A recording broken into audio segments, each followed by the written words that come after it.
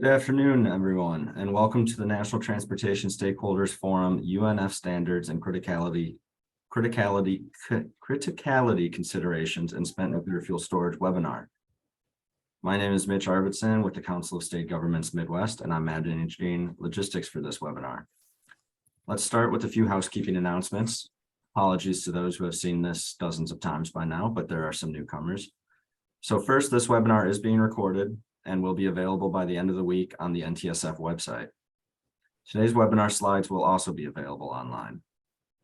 Second, please note that all participant lines are muted as you enter the webinar, and please keep yourself muted until we take questions at the end, but as well as throughout. I will call on you when it is time for you to ask your question. These icons show the relevant commands in the Zoom control panel. The control panel is set to minimize itself so it won't be in the way, but it will pop back up if you scroll over it with your mouse. Even though you're all muted, we want this webinar to be interactive. If you have a question during the presentations, please let us know by either typing your question in the chat or by clicking on the hand icon to raise your hand. Written questions will be read out loud, and I encourage you to submit them throughout the webinar. If you raise your hand, I'll ask you to unmute your line so that you can ask your question. If you accidentally click on the button to raise your hand, just click it again and I'll turn it off. A few tips if you do plan to raise your hand and ask a question. If you selected computer audio, you can test your settings by clicking on the arrow pointing up next to the mute button, then selecting test speaker and microphone. Now I'll turn things over to Ellen Edge, TEP Program Manager at DOE-EM's Office of Packaging and Transportation, who will introduce today's topic and speakers. All right, thank you, Mitch. I want to begin by welcoming everybody to today's webinar. As Mitch mentioned, I'm Ellen Edge with the Department of Energy's Office of Packaging and Transportation, and I'm also the staff lead for the National Transportation Stakeholders Forum. Today's speakers are Dr. Kaushik Banerjee with Pacific Northwest National Laboratory and Drew Bartow with the U.S. Nuclear Regulatory Commission. Dr. Banerjee is an advisor and a team lead for the Nuclear Materials Storage and Transportation team in the Nuclear Sciences Division at PNNL. Kaushik has received a Bachelor of Engineering in Metallurgical Engineering from the Indian Institute of Engineering, Science and Technology, Shahpur, an MS in Nuclear Engineering from Kansas State University, and a PhD in Nuclear Engineering and Radiological Sciences from the University of Michigan. His previous positions include Group Leader, Nuclear Materials Packaging, Transportation and System Analysis, and Senior Research and Development Staff at Oak Ridge National Laboratory, and Principal Nuclear Engineer at Holtec International. In his present position, Dr. Banerjee is leading and managing major research and development projects in the nuclear waste and radiation transport areas, including the development of UNF standards. Mr. Andrew Bartow is a senior nuclear engineer in the Division of Fuel Management within the Office of Nuclear Materials Safety and Safeguards at NRC. He received a Bachelor of Science in Nuclear Engineering from the University of Maryland in 1997. Since then, Drew has worked at the NRC in the area of spent nuclear fuel storage and radioactive materials transportation, specializing in licensing activities related to criticality, safety, and radiation protection. Mr. Bartow is also currently chair of the Transportation Safety Standards Committee Technical Expert Group on Criticality Safety at the Atomic Energy Agency.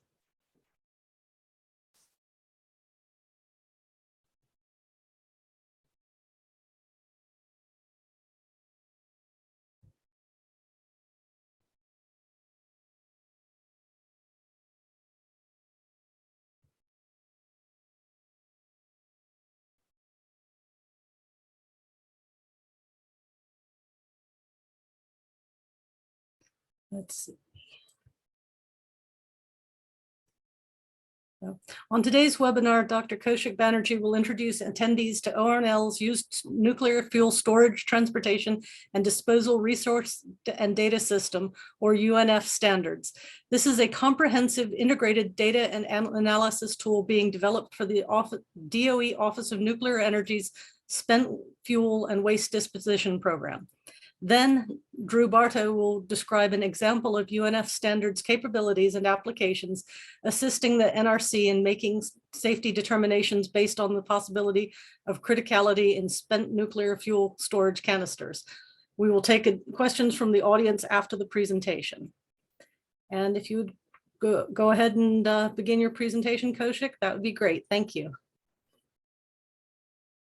Let me share my screen.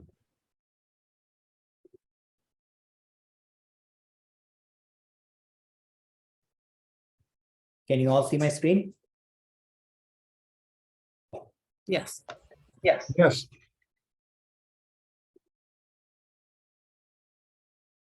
Okay. Thank you. Thank you for the introduction and good afternoon. So I will try to keep you awake for next half an hour. So today I will talk about UNF standard. This is a tool for managing spent nuclear fuel data and different type of spent nuclear fuel analysis. One of the application of this tool is to find out if a loaded canister in storage is transportable, and if the canister is transportable, when that canister will meet the transportation regulations. So, and this is not just from the criticality perspective, we can find out if a canister is transportable from decay heat and also from dose perspective. And today I'm going to mainly talk about the UNF standard, what is UNF standard and what we do in the UNF standard. And then I will talk about some specific applications, and all the applications I'm going to talk about, they are related to transportability of storage canisters. So my name is Kaushik Banerjee. I'm from Pacific Northwest National Lab. And just to make it clear, we are a team. And this is not just one man show here. So, and especially I would like to mention some of the names here who are actively supporting UNF standard. From Pacific Northwest National Lab, Paul Miller, Justin Clarity, Veronica Wilson, Peter Stefanovic, and David Richmond. From Oak Ridge National Lab, Georgetta Radulascu, and from Idaho National Lab, Robbie Joseph. So this is our disclaimer. So I'm sure like many of you have seen this at least few times. So this disclaimer is just saying like this is a technical presentation, and my talk does not take into account any contractual limitations under the standard contract. So this is a one slide description of UNF standard. So I call this like a 3W slide. So in this slide, I will talk about three things. One is like, what is UNF standard? Then what are the objectives of developing UNF standard? And then the third one is, what are the applications? So what is UNF standard? So UNF standard stands for Used Nuclear Fuel Storage, Transportation and Disposal Analysis, Resource and Data Systems. A mouthful. Just to let you know, we are trying to rebranding UNF standard, meaning like we're trying to come up with a new name. So you may hear about UNF standard in a different name in the coming years. It could be like Billy, the spent nuclear fuel analyst. One of my colleagues jokingly suggested the name. So what do you do in UNF standard? So UNF standard, is basically a spent nuclear fuel database, and also like we can do different kind of analysis using the spent nuclear fuel database. So that is about what is UNF standard. Next, like what are the objectives of UNF standard? So the main objective is to track spent nuclear fuel, like all the discharged spent nuclear fuel from the US commercial reactors, from the time it is discharged from the reactor to the time it will be disposed in a repository. Do we try to capture the history of spent nuclear fuel reactors as it change with time? And what are the applications? So we can use the UNF standard to identify potential issues and prioritize resources and research and development. And we'll talk about some of these issues today. We can use UNF standard to inform decision making, for example, to find out like when a canister will be transportable. And we'll talk about some examples today. We can use UNF standard data to support fuel cycle analysis. Also, we can support safeguard and security. And also we can use UNF standard for licensing application for dry storage system or licensing review of dry storage system, which like Drew Bartho is going to talk about after my talk. So this is a small cartoon kind of trying to explain what we do in UNF standard. So in UNF standard, we get information from all the US nuclear power plant. And not just from the power plant, it's not shown in this cartoon, but we also collect information from other sources as well. We store the data in UNF standard, we analyze the data, and we try to inform long-term storage, aging management, and the data can be used for large-scale transportation planning in the future. And also the data can be used for supporting spent nuclear fuel disposal. So that's the one slide description of UNF standard. Now I will go into more details. So let me try to give you some background and try to draw a picture here. So in US, we have spent nuclear fuel, commercial spent nuclear fuel in 33 states, and this does not include commercial spent nuclear fuel in Colorado and Idaho, currently managed by Department of Energy. So this plot, all the hexagon in this plot, they're showing each of the state, and the number is showing the amount of spent nuclear fuel in terms of metric ton of uranium stored as of December 2017 in each state. As you can tell, like Illinois and Pennsylvania, they have a lot of spent nuclear fuel. So not just that, so that was like up to 2017, but we are also continuously discharging spent nuclear fuel from all the running reactor, and we're discharging approximately 2,000 metric ton of uranium every year. So if we project to the future, so we'll end up with 140,000 NTU or MTHM, a metric ton of heavy metal, by end of this reactor life. So this projection is based on the current set of reactors and assuming that all the reactors will run till 60 years, except the reactors, the 6 reactors that already received life extension to 80 years. And also in this projection, we assume that Diablo Canyon will shut down in 2024 and 2025. So with those assumptions, we can see like we'll end up with 140,000 NTU of spent nuclear fuel, quite a large amount. Not just that, also like we use like a diverse system for storing spent nuclear fuel in the US. So we have 3 main vendors. They are providing dry storage system, Holtec International, NAC International or NSE International, and ORNL. And each of them, they're not just using 1 or 2 different systems, but they're using many systems for storing spent nuclear fuel. As you can see by this bubble diagram. This bubble diagram, this orange color is Holtec. The red color is for NSE or NAC International, and this teal is for ORNL. So each of the bubble is kind of showing a specific type of canisters they have.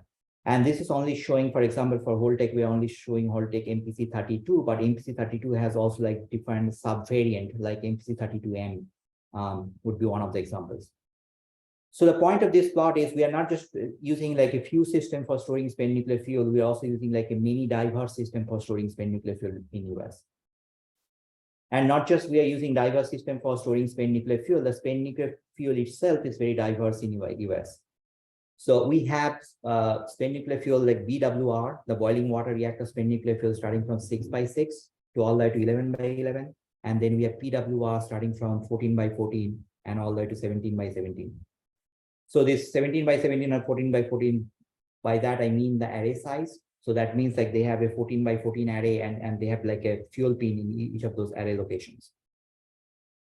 And also like we have some weird types like 13x14 and 15x16 type assemblies. So this bubble diagram is showing like different types of spent nuclear fuel we have in the US. And as you can tell, like we have many different variations of spent nuclear fuel in the US. So the point of this, we have a large volume of spent nuclear fuel. Spent nuclear fuel itself is diverse by the type, and also they're stored in diverse systems. So all this large volume and diversity makes the planning for large-scale transportation a complex job in the United States. So now, to do anything about spent nuclear fuel, we need to understand the characteristics of the spent nuclear fuel and how the characteristics is changing with time. So when I think about characteristics, I kind of group the characteristics in 2 characteristics. One I call like the base characteristics, and the other one I call the derived characteristics. So by base characteristics, I mean all the basic data, like everything about the fuel geometry, assembly geometry. Like I mentioned 17x17. What kind of cladding we have? What is the cladding thickness? What is the length of the assemblies? So they are all the base characteristics. Now we use the base characteristics to find out the derived characteristics. The derived characteristics we find out by doing calculations. The derived characteristics would be your decay heat, your radiation sources, the criticality of a canister, loaded canister, the dose coming out from loaded systems, and also like the temperature, the thermal aspect of the storage. So this cartoon, if you take this cartoon, you can think about everything about this fuel assembly here, like this array size, the fuel rods, this one. So if they are all part of the base information. Now is the base information, we run different types of code and find out some derived information like the decay heat, radiation sources, composition, etc. And we use this base information and the derived information to inform decision making.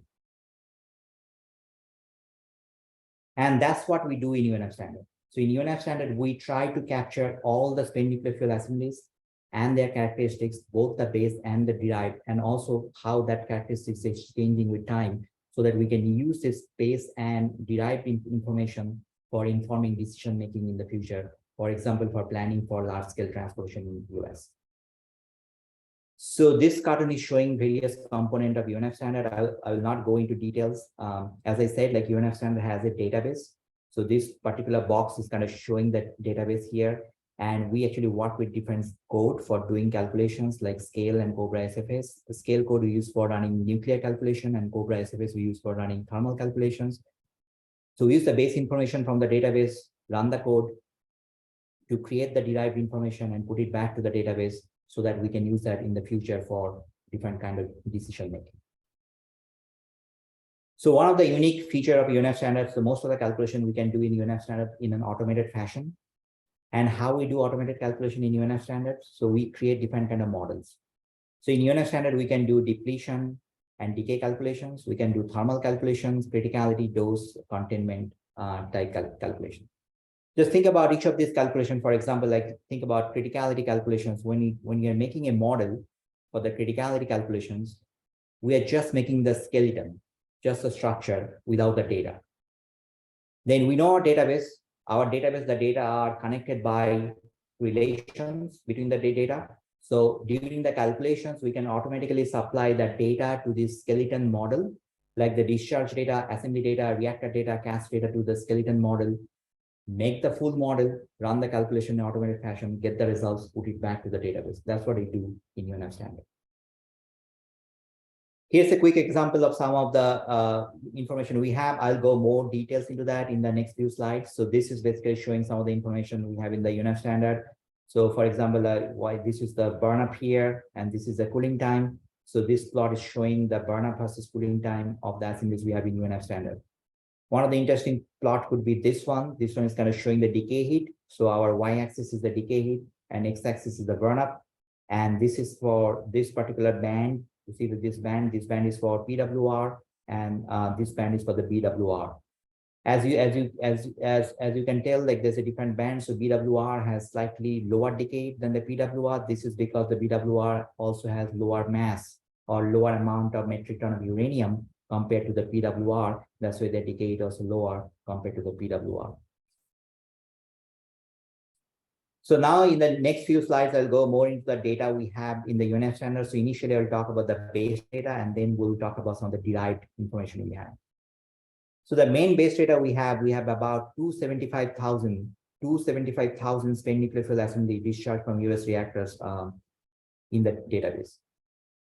So what I have done in this plot, I have taken those 275,000-ish assemblies. I bin them by burn up. So this is my y-axis is the burn up, and I bin them by enrichment, and my x-axis is the enrichment. And each of the bin or each of the box, the number you see inside the box, they're actually showing the number of assemblies we have in that particular bin. As you can tell, like we have many of these assemblies in this particular region. Let's see if I can get my laser pointer.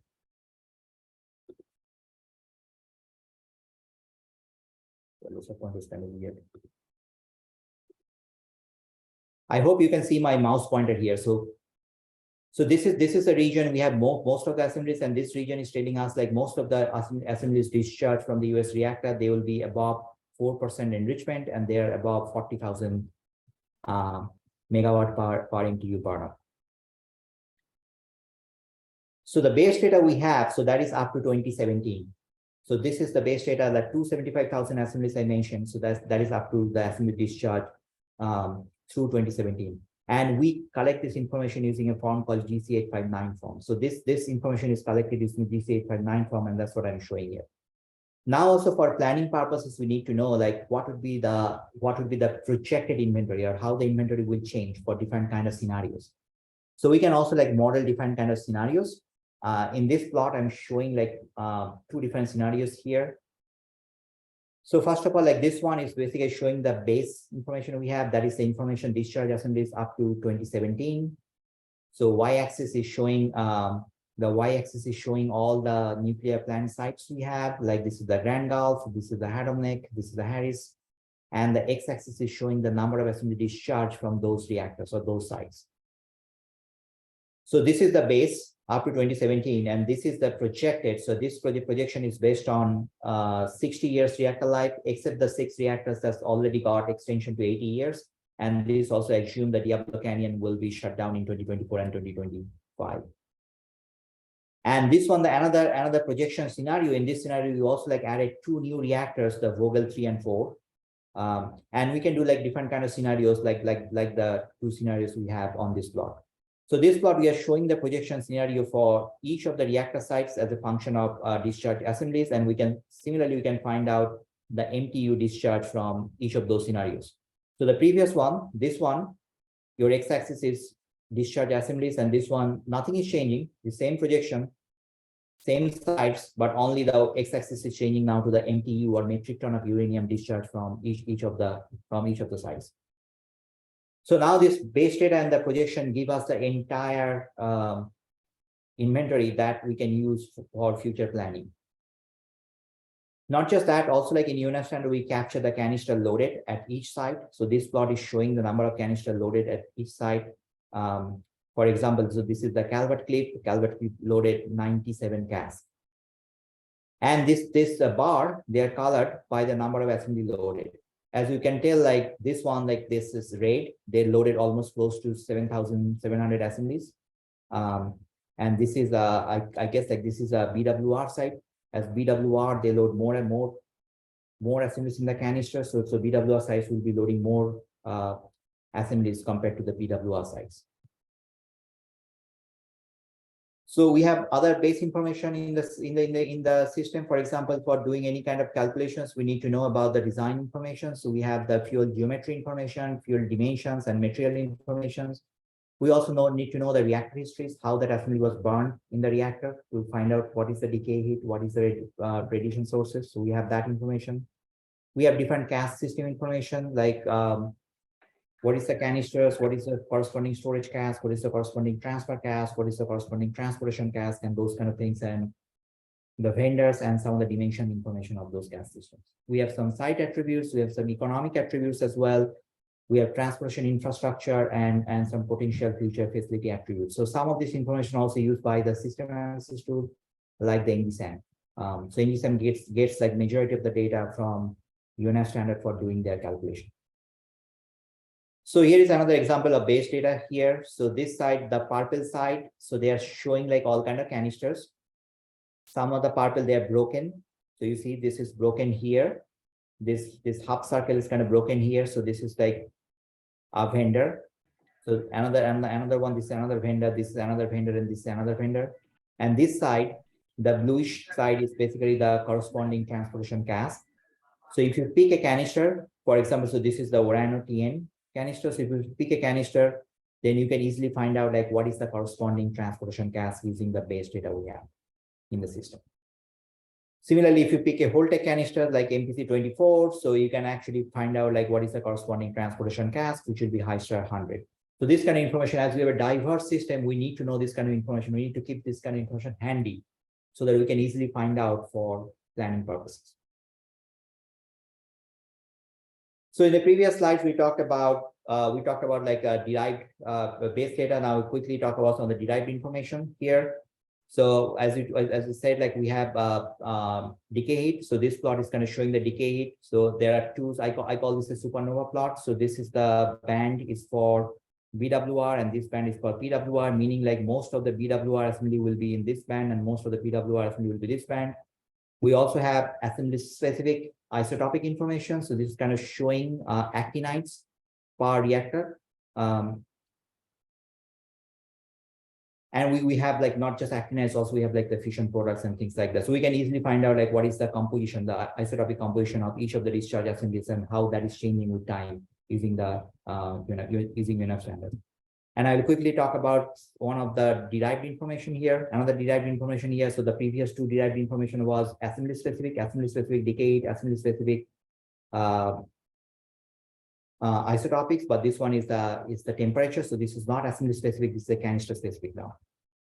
So now as you see, like we actually do the thermal calculation. So this is kind of showing how the temperature is changing if you are going below, actually down to a canisters. And now if you're going actually up to a canisters, how the temperature is changing inside the canisters. And we can also see how the temperature is changing if you change the time. So this is one of the example of the canister specific calculations we have in UNF standard. Okay, so this is about the UNF standard, the data we have in UNF standard and how we can use that for supporting different things. And now I will quickly talk about switch gear and quickly talk about some of the actual applications. So one of the unique things is UNF standard, we do like a canister specific or as loaded type calculation. Let me try to kind of explain that a little bit here. So when the vendors like Holtec, NAC, and ORNL, when they are doing their final safety analysis, they do what we call a bounding calculation. In the bounding calculation, they pick up a bounding burner, bounding enrichment, bounding cooling time to find out the bounding characteristics of that particular system, which is completely justified because when they are doing this final safety analysis, they do not know what kind of fuel utilities are going to load in the future. So that means they need to bound, or they try to bound all the future assemblies the utilities are going to load in this canister. That's why they come up with this bounding approach. But for our case, we already know the loaded content. We already know what kind of content we have in the storage canisters, and we take advantage of that. And when you take advantage of that, we call that as loaded calculation. So here's a quick example. So this is the bounding example here. So this is a criticality example. So the vendor used 3.7% enrichment for modeling all the assemblies in this particular 24 assembly canisters. So the vendor did not use any burn up. So burn up is 0 and did not use any cooling time. The cooling time is 0. But in reality, we do not have assemblies like that. So we'll have assemblies with some burn up. We call them spent nuclear fuel. So they are burned. So they are spent. So they have some kind of burn up, right? So if you take a look at this plot right here, so this plot has the burn up on the y-axis and the enrichment of the x-axis. And you see the 3.7 is the limit. That means like the utilities can load any assemblies below 3.7. So if you assume an imaginary line here, 3.7. So all the assemblies below the 3.7, like all these assemblies you can load in these canisters. But as you can tell, these assemblies also have a burn up and cooling time. So in reality, your canister will look something like this. So your enrichment will be lower than 3.7, like this one 3.2, but will have some burn up like 34 gigawatt day per MTU, and with some cooling time, 33 years of cooling time. So if I take the bounding, and if I do a criticality calculations are normally we present that using K effective, which is the neutron multiplication factor. So if K effective is 1, the system is critical, which is the reactor. Think about a reactor as a critical system, K effective will be 1. If K effective is more than 1, it's a supercritical system. We do not want to be supercritical. We always like to be K effective less than 1, which is subcritical system. That's why we like to be. So now if we do bounding calculations, we end up with a K effective of 0.9. And if we do as loaded using the actual content, you get 0.66. And the difference is what we call the margin, safety margin, that we can use for support long-term storage, aging management, subsequent transportation, and direct disposal of some of the loaded canisters. So this is the difference between bounding and as loaded. So vendors are doing bounding and we are doing as loaded. Okay, so now I'll talk about some actual applications. So there are canisters currently loaded. They are not immediately transportable. And why is that? So when we load the canister, we follow the 10 CFR part 72 for loading canister for storage. But for transportation, the regulation is 10 CFR part 71. So because of these two different approaches, so canister currently at storage, they may not be immediately transportable. And how we can find the transportable? So for the transportation, so if the canister has the transportation CAS, does CAS has the transportation certificate of compliance, and in that certificate of compliance, we have some approved content, and those approved content are approved for transportation. So what we can do, we can take the storage content and compare with the approved content for transportation and find out if the canister is transportable or not. So that's the way we kind of find out when a canister is transportable. So there could be two scenarios. For majority of the canisters will be transportable if you just wait longer. That means if you just give them some additional cooling time, they will be transportable. It's a quick thing. And why we need this additional cooling time? We need this additional cooling time for decay purposes, to meet the transpiration decay limit and to meet the transpiration dose limit. So we can easily use the transpiration certificate of compliance to find out this additional time we need, or also we can use the UNF standard database to easily find out the additional time we need to make some of this canister transportable. And as we actually do as loaded in UNF standard, so UNF standard analysis would be more realistic compared to the COC. So the second scenario, so the first scenario is like canister will just require additional cooling time and then they will become transportable. The second scenario is like even with the additional cooling time, the transportation, the canister, the loaded canister will not be transportable and they need license amendment or they need a certificate amendment to make them transportable. So we talk about these two scenarios in next few slides. So this is a very simple example. This is the first example I'll talk about from the decay, then I'll talk about the dose, and then I'll talk about the criticality example. So for dose, like for decay, like there could be two scenarios. One is a very simple scenarios. So the simple scenario I'm talking about, this is the MPC 68. This is a BWR canisters, and the limit here is 272 watt. So if all the assemblies in the canister meet the 272 watt, then the canister is transportable. It's simple to figure out. There could be some complex scenarios as well. For example, this is the MPC 37 scenarios. It's the corresponding transportation cask is Hyster 190. It has 3 zones, zone 1, zone 2, and zone 3. And each of the zone, they have different limit. Not just that, in the transportation COC or certificate of compliance, they actually propose like 6 different patterns. And the utilities can pick up the patterns they pattern of their need. And then if you pick up a pattern, and then each of the pattern, they have like a 3 zone, and you need to show like you are meeting the decay in those 3 zone in that given pattern. So this is a simple example here. So I just picked up one MPC 32, or sorry, MPC 68. And what I've done, so the y-axis is my assembly decay hit, and x-axis is my calendar year. And what I've done, I've just like took those 68 assemblies and plot the decay as a function of time. So the red line is showing here the 272.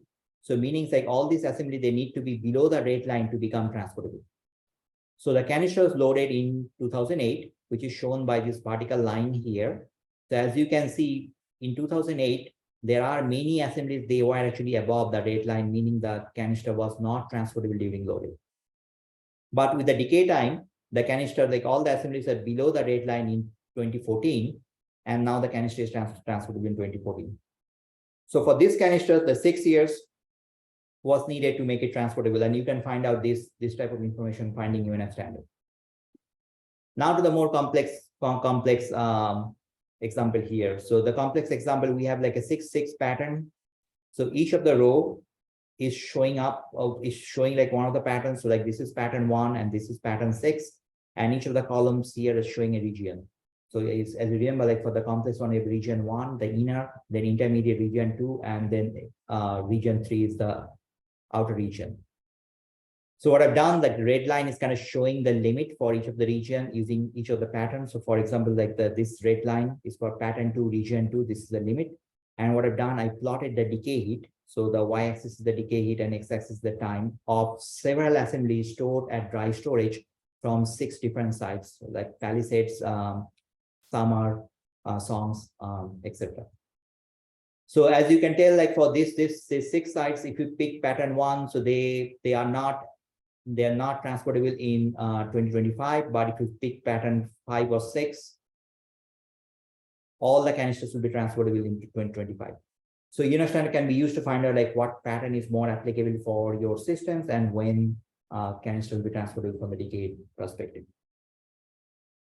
I will quickly switch and talk about a dose. I don't have much time. It seems to me. Let me try to wrap up quickly here. I'll just talk about one example here. Let me talk about the second example, will be easier. So this is a dose example. For dose example, you also need to meet like some enrichment burn up and cooling time requirements. So this is for MPC 32, and these requirements are here. So you need to meet this requirement. For example, if your burn up is less than 24,500, then your cooling time has to be more than 12 years and your enrichment has to be more than 2.33%. So you compare your loaded content with this requirement or this approved content and find out if your canister is transportable. So as you can tell for this one, for MPC 32 in high star 100, we have like all the assemblies has to be below 45,000 burn up. But as you can tell, so this is real canisters. This is canister called 104. So they loaded assemblies up to like more than 50,000 burn up. So this canister is not transportable because the burn up is much higher than what we have in the COCs, according to the current COCs. To make this canister transportable, so they need to actually amend the COCs to make this canister transportable. So this is also you can find out from UNF standard. And not just that, you can also do the as loaded calculation in UNF standard to find out when the canister will be transportable, or you can use the as loaded canister, as loaded analysis to support the COC amendment to make this transportable. So for example, like this is the two canisters. I just like talked about one canister in the previous slide, but there was actually two canisters, and these two canisters, they are, although they are not meeting the transportation COC limit, but if we do an as loaded dose calculations, and this is the part 71, 2-meter dose limit, which is the most restrictive one. You can easily see, like by doing the as loaded dose calculation, these canisters were transportable in 2020. So we can use this kind of as loaded information to show like canister transportability to justify COC amendment. Now the last one, I'll quickly talk about criticality. I will skip this example because I don't think I have time, so I'll just go to this one. So this one is for, this one is kind of interesting. This one is for Holtec MPC 32 here system for high star 100. And for criticality, what they use, they call the criticality curve. So the curve here, this is the burn up and this is the enrichment. And I actually created this curve, you see this line based on the COC information. The COC information, they have a correlation, and I use the correlation to find out how the curves will look like. So if your assemblies are below this curve, they are not acceptable for transportation. If they're above the curve, they're acceptable for transportation.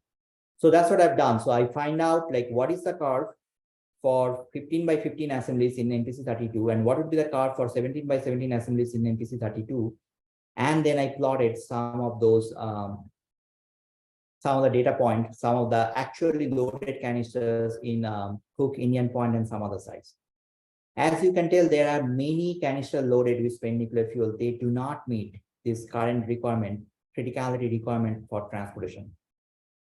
And adding additional cooling time will not help here. So for this one also, like you need to go through the licensing amendment, meaning like you do some additional calculations to bring the curve down to make some of this assembly transportable in the future. So, and we can use the UNF standard to find out this kind of issues. And also, as I've said before, you can also use the UNF standard as loaded calculation to show or justify the transportability, or justify the licensing amendment to make this canister transportable. What I've done, so all these canisters I'm showing here from Cook, Indian Point, and some of the sites here. I also have done their as loaded criticality calculations and plotting that K effective versus calendar date. We talked about the K effective before.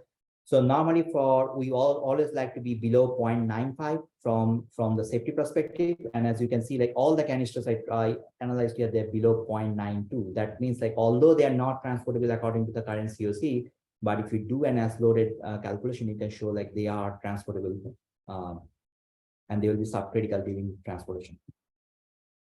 So in the criticality areas, we are mainly focusing on 3 different areas here. One, like we actually do as loaded calculation for canister loaded at each site. So we already completed 1100 calculations, and these are the sites we have done calculation for. Some of the red sites, they are the shutdown sites, and the black one, they are the operating sites. And we are focusing on 3 different things in the criticality areas. One is your as loaded calculations, one is the validation of some of the assumptions we use, and other one is the validations of criticality code. And if there is a question, I can talk more details about this. Hey, Kaushik, we have a question from Miriam Juckett. Sure. Go ahead and unmute your line. All right, thank you. Can you hear me okay? Yes. Yeah. Okay, great. This is very interesting. I appreciate knowing all this. I was just wondering if the method that you're talking about is one that's already endorsed by NRC officially to make those amendments to the COCs, or is this something that, if not, would it be worth getting a more official okay for this methodology to make it a little bit easier to get those amendments? So it definitely not endorsed by NRC at this point. There is nothing in the regulation that prevent us to do as loaded calculations, but we probably need to do some kind of topical report or something that can be used for future licensing application for doing as loaded calculation. And Drew can probably talk more about this as well. Fantastic, thank you. So these are some of the papers we have in the criticality areas, and I'm just like trying to wrap up here, and this is my last slide here. So basically, UNF standard, we collect data, we store data, and this is electronic database, so we can actually keep the data for generations. So this also like support knowledge management, and also UNF standard data can be used for potentially informing decision making in the future. Also, we are currently working with EPRI to make UNF standard a commercial product in the future. So with that, I'm done with my talk. And sorry, I took some 5 minutes more than I was expecting. No worries at all. Thank you, Kaushik. And we will now turn things over to Drew. Drew, go ahead and share your screen. Okay.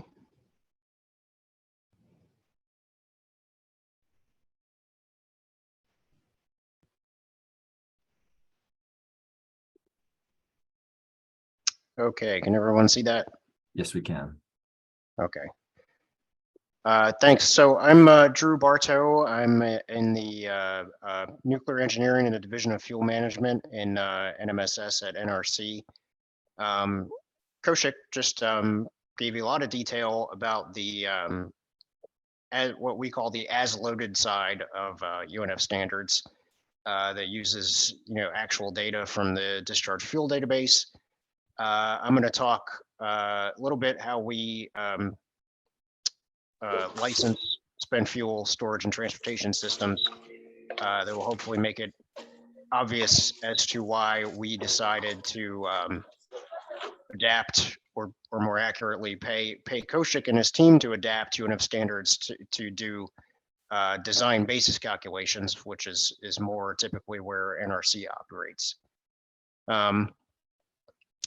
So again, I'm in the Division of Fuel Management. That division is responsible for licensing fuel cycle facilities under 10 CFR Part 70. This would be like enrichment and fuel fabrication plants.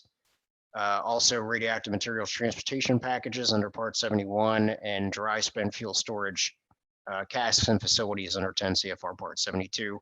I specifically work in the nuclear analysis and risk assessment branch within the division, which is responsible for evaluating criticality, safety, and radiation shielding effectiveness of fuel facilities, transportation packages, and storage casks.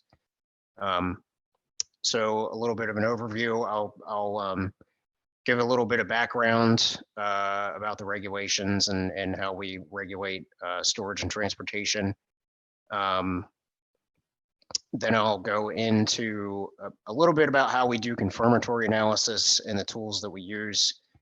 Then I'll talk about how we use UNF standards as a confirmatory tool from a design basis perspective. And then I'll talk a little bit about future development that we intend for the tool. So a little bit of background, US DOT regulates all radioactive materials transportation under 49 CFR. And this includes, type B, type AF, type A, and all the way down to accepted packages. So by volume, most overwhelming majority of radioactive materials transportation packages are type A or less. NRC co-regulates type B and type A fissile radioactive material transportation packages under Part 71. So the type B package, in general, they're higher quantity packages containing greater than a radionuclide A1 or A2 value. If you go into Appendix A of Part CF 71, there is a list of basically every radionuclide you can think of, and there is an A1 and A2 value. It's an activity limit. If you're below that value, you can be in a type A package. If you're above it, and that's known as a type B quantity, and it has to be in a type B package, which has to meet more stringent regulations in Part 71. And then type A fissile packages, they're lower activity packages, meaning they have less than an A1 or A2 value, but they contain fissile material. And usually, in most cases, we're talking about the US commercial fuel cycle. We're talking about uranium-235 when we talk about fissile material. Spent nuclear fuel is both type B and fissile, definitely greater than an A1 or A2 for a large number of nuclides. There's over 1,000 different nuclides present in spent fuel, including the original uranium-235 and then additional fissile nuclides, the plutoniums 239 and 241, also additional higher actinides, other plutonium isotopes, americium, and on up the chain, and fission products.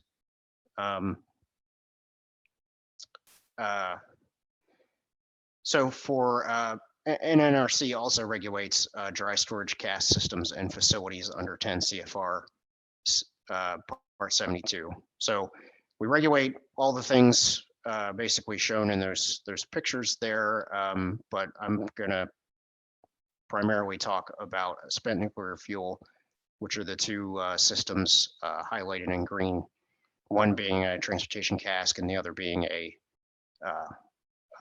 array of storage casks at a independent spent fuel storage installation.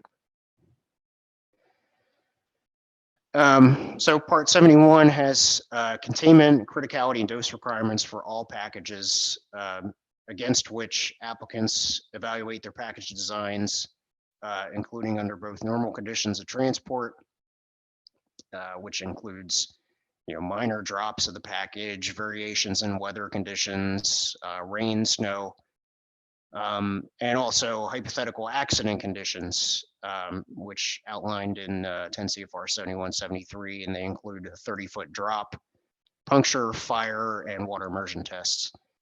For criticality safety in Part 71, there are requirements to demonstrate criticality safety under normal and accident conditions for single packages under 7155, and also a separate requirement to demonstrate subcriticality with water flooding, pretty much regardless of what the state of the package is after normal and accident conditions.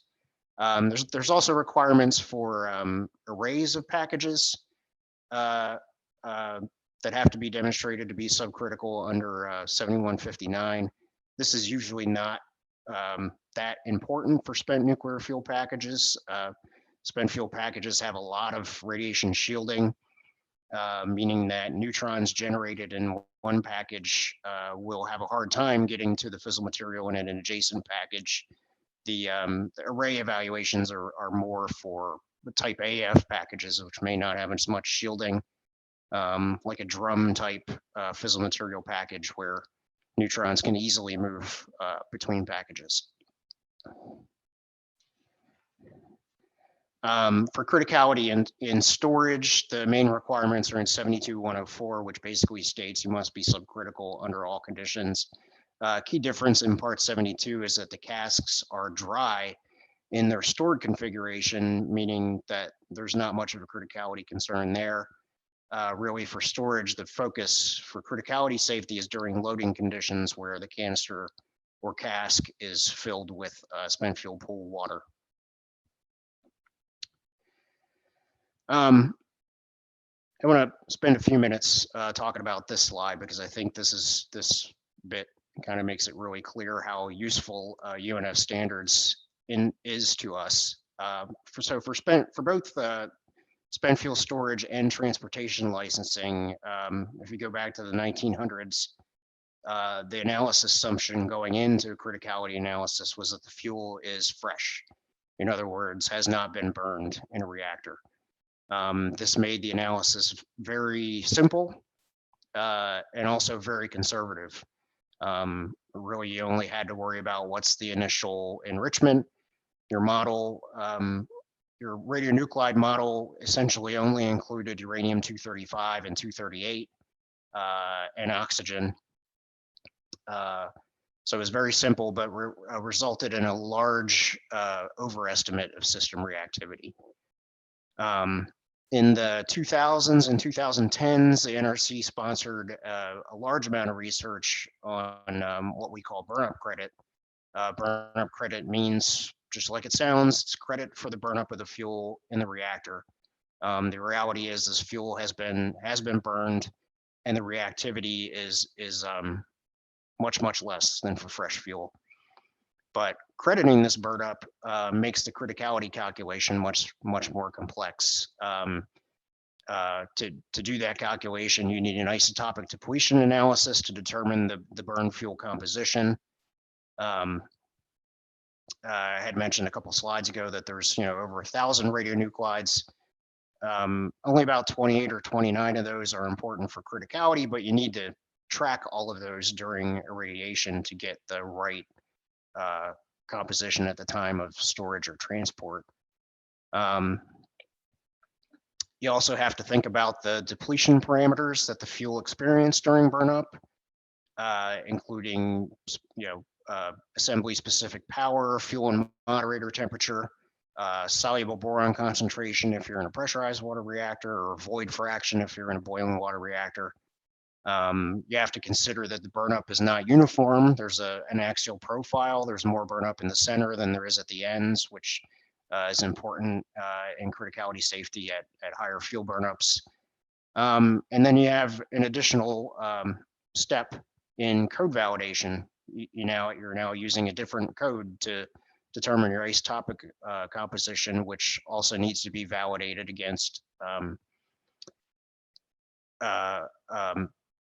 measured fuel sample isotopic values. And then you have to go and find critical experiments that sort of look like your spent fuel in order to validate the criticality code. And critical experiments that look like that are rare. You also have to consider the possibility of a misload of a fuel assembly. Now you have a required burnup. Burned fuel more or less, two fuel assemblies of different burnup generally aren't visually different. So you kind of have to consider the possibility that you can have a misload of a lower burnup than required to determine what the effect is on criticality in storage or transportation. So the end result is essentially where you previously had a simple maximum enrichment limit, where the fresh fuel assumption, now you have a loading curve. All of these things factor in a development of a loading curve, which is essentially a minimum required burnup as a function of enrichment. In fact, you may have more than one of these for different cooling times. So, I don't expect anybody to get into the details of the little figures on the right. The main takeaway here is that using burnup credit instead of the fresh fuel assumption is more realistic, but it's much more complex. We now have guidance in our standard review plan on how to take burnup credit in a criticality analysis, but the challenge remains in modeling these burn fuel systems with a criticality code.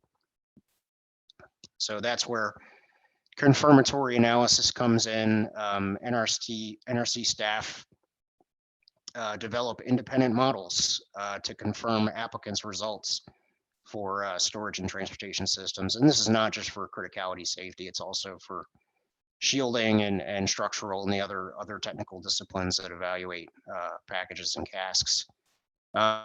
For both criticality and shielding, NMSS has had a contract with Oak Ridge National Lab for the maintenance and development of the scale code system.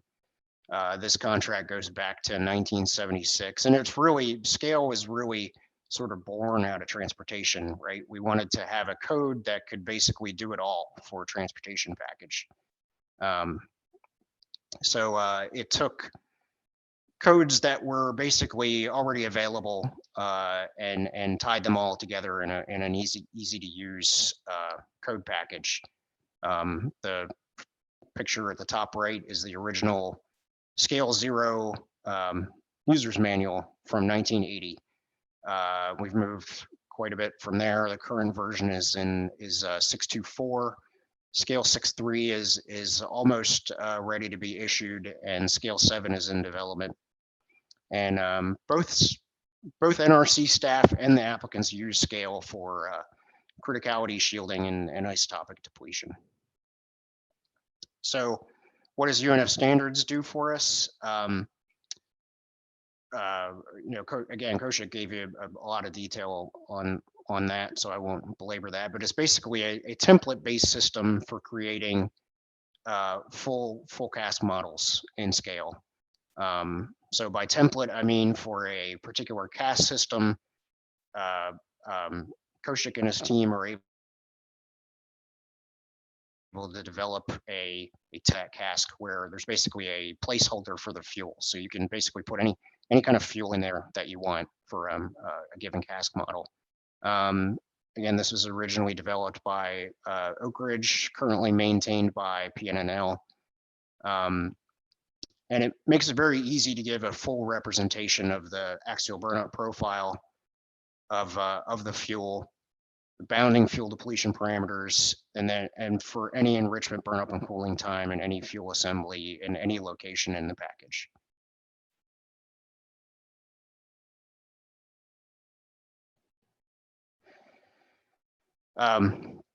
So again, most of what Kaushik discussed was in the as loaded analysis side.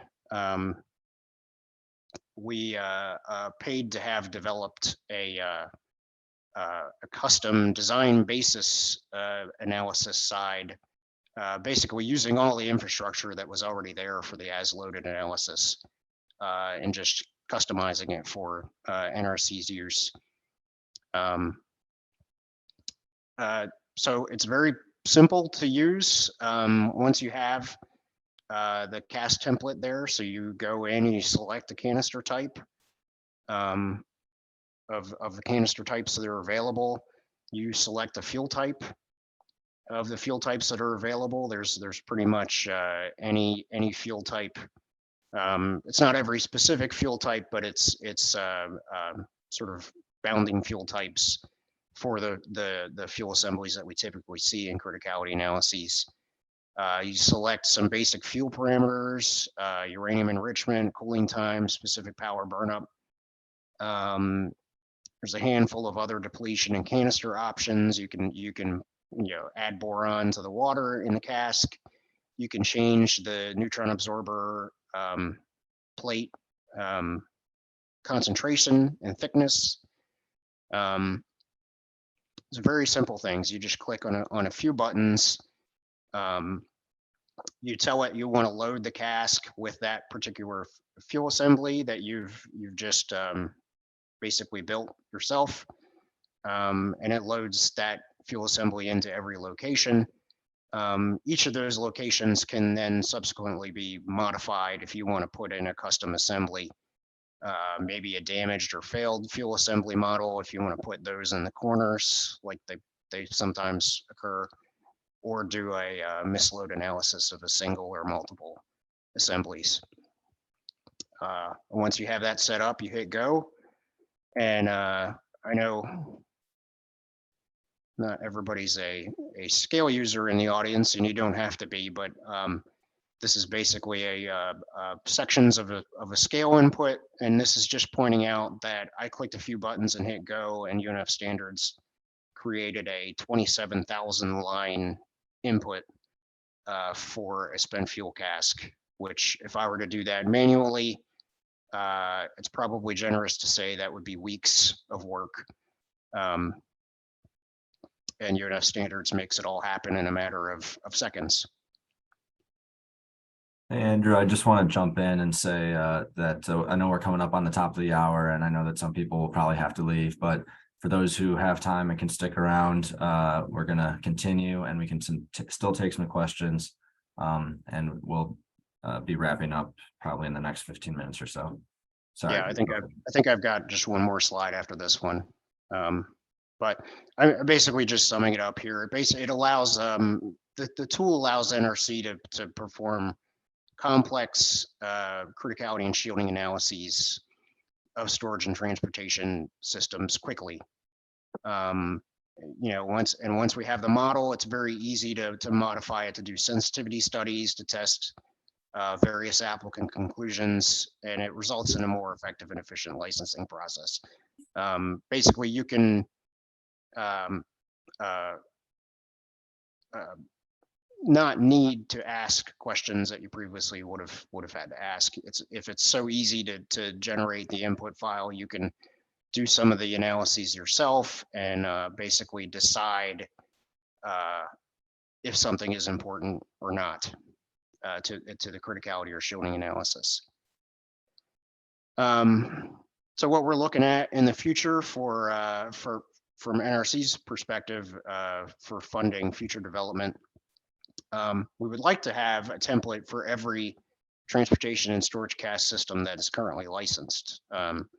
There's a lot of information in there, but it's not representative of everything that we have licensed. It would be great to have that so that when we get amendments, which, you know, typically amendments for existing systems are just changing fuel type or adding, you know, damaged or failed fuel. At that point, if you have the template, it's very easy to do the confirmatory analysis quickly.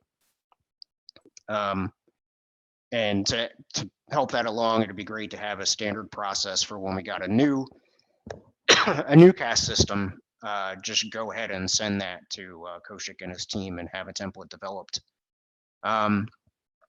There's some other new features that we've talked about adding to assist in the shielding analysis. These would be on-the-fly dose calculations. Shielding analyses are yes, UNF standards will generate the input file, but shielding input files can take a lot longer to run, sometimes on the order of weeks.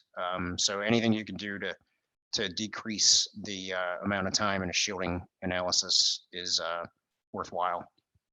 Also, far field storage cask array dose rates are very challenging to calculate. So to have a standard model for an array of casks to determine dose at the site boundary would be beneficial.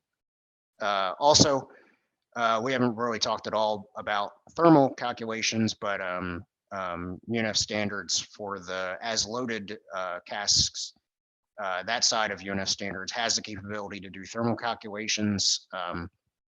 We would like to develop design basis functionality for doing thermal calculations for storage and transportation casks. So that's all I have for my presentation.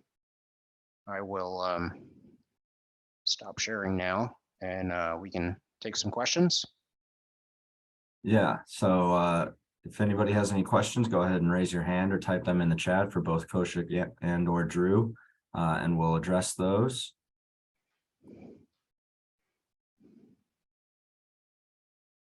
Yes, Neil, go ahead and unmute yourself.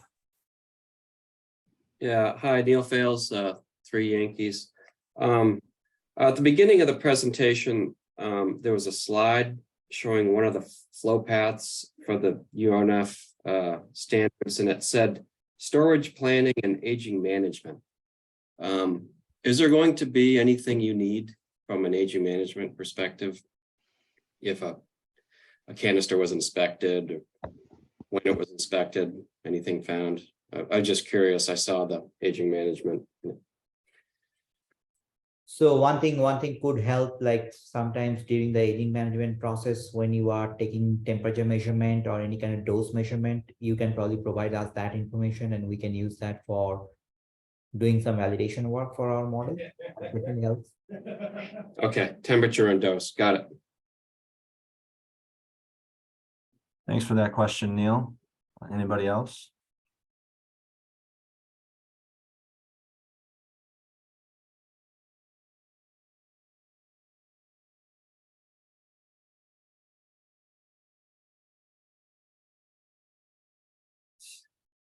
hands up.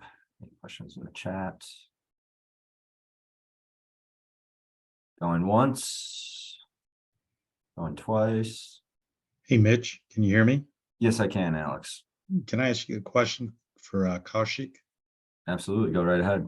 So getting back to the basics, the data how do you capture the data? Burn ups, types of fuel, BWR, PWR, and whatever from the power plants? Is it during P&Ls, I guess, Mr. Maharis's site visits where you capture maybe some of the fuel characteristics and information, or are they forthcoming? Because you know this probably, but typically in a year you get 100, at least 100 to 200 spent fuel casks loaded. So that's a lot of data you're trying to capture. So I don't know if the power plants are forthcoming with the data, or is it during your site visits you request the data? So Department of Energy has a process for doing data collection. The process is called GC. There's a form called GC 859, and right now we're collecting data every 5 years. So this is part of the standard contract. So a lot of the burn up enrichment you have seen on my slides, they're coming through the GC 859 process, but Steve's Mehra's site visit, that helps quite a bit. So through that, we get like loading maps for all the loaded canisters and things like that. So we are getting information through the GC 859 process, which is like every 5 years. That's what, like I was talking about, this information ends at 2017, and then we have the projection. So last time we collected data in 2018, and now again we are planning to collect data this year. So that's the main process of getting the information, and also like we definitely get information through Steve, especially the loading maps.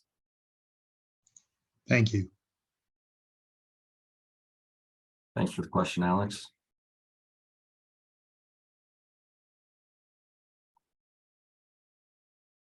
Anybody else?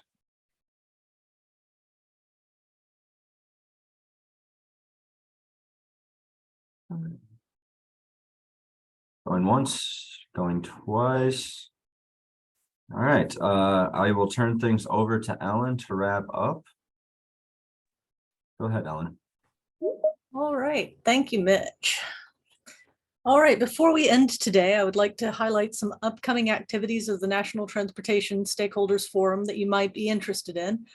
On April 25th at 12 p.m. Central Time, there will be an NTSF webinar on the release of cesium-137 and the subsequent response at the University of Washington Harborview Training and Research Facility from 2019. Then on the week of May 8th, there will be a new NTSF Newcomers Orientation webinar for those who are new to the NTSF or who would like a refresher. And finally, on the 2023 annual meeting of the NTSF will be taking place in St. Louis, Missouri, hosted by Council of State Governments Midwest on May 22nd through the 25th. Information on these webinars and the annual meeting can be found on the NTSF website, www.ntsf.info. In closing, I would like to thank Kaushik and Drew for their presentations, Melanie Snyder and Mitch for coordinating, Justin Clarity and Jack Wheeler for their assistance, and all of you for participating in today's webinar. As mentioned before, a recording of this webinar and the slides will be posted on the webinars page of the NTSF website by the end of this week. This concludes today's webinar. Thank you and have a great rest of your week. Yep, thank you, bye. Thanks. Bye-bye.